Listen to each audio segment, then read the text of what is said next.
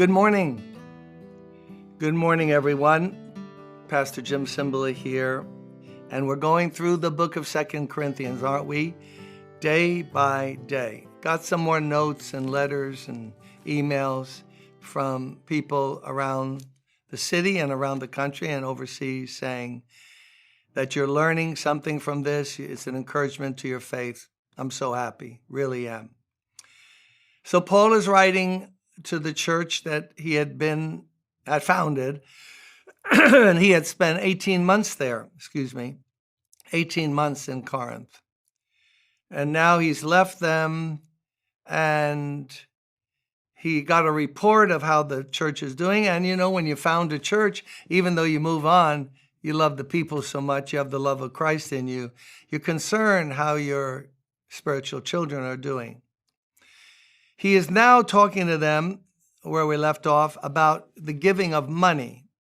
The giving of money and an offering, special offering for the saints, the Christians who live in Jerusalem. Now, Corinth is in Greece, way over to the west of crossing the Mediterranean of the land of Israel and Jerusalem.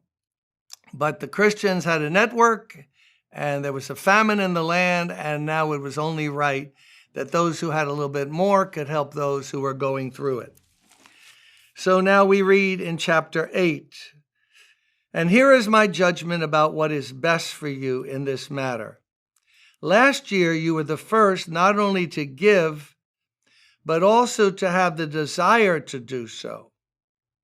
Now finish the work, so that your eager willingness to do it may be matched by your completion of it, according to your means. For if the willingness is there, the gift is acceptable according to what one has, not according to what one does not have." So, what are the lessons here from this little chapter 8, verse 10 through verse 12?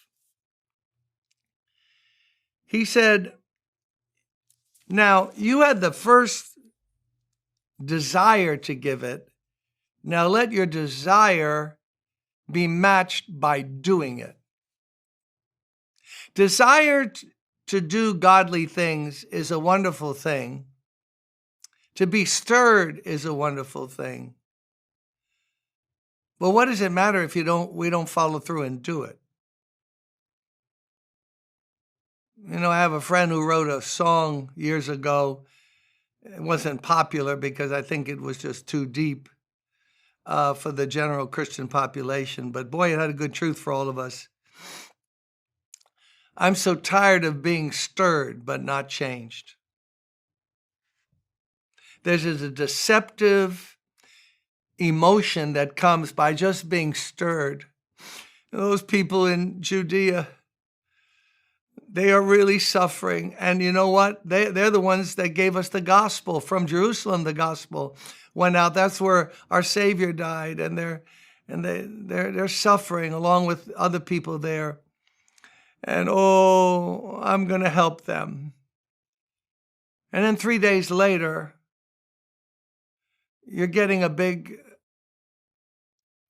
whopper. And you've forgotten totally to follow through and actually send some money. See, there is that disconnect, right? No, I'm really going to get in the Word. I haven't been reading.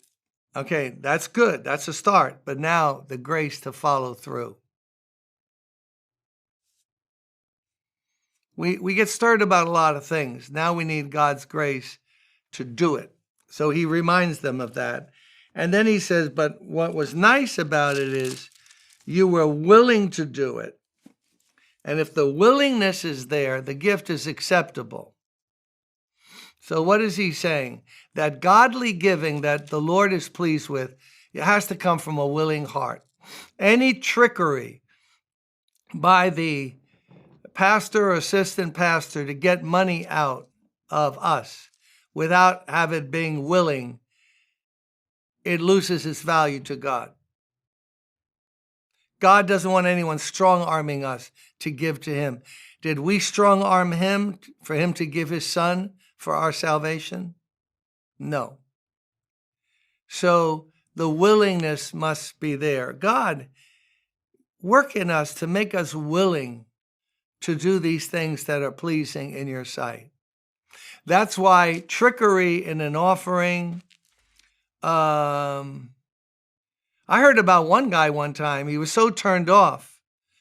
He was going to put something in the offering. The minister started all the manipulation, coercing him, threatening him the fires of hell if he didn't give. And then he said, you know what? I'm not going to give anything. He was a rascal. And then the guy kept on. So he said, you know what? When the offering basket came by, he not only didn't put in, he took some out. Sounds like something in New York City, right? We've had that happen in our church. We have people who, they make change. They put in a 5 and take out 2 10s.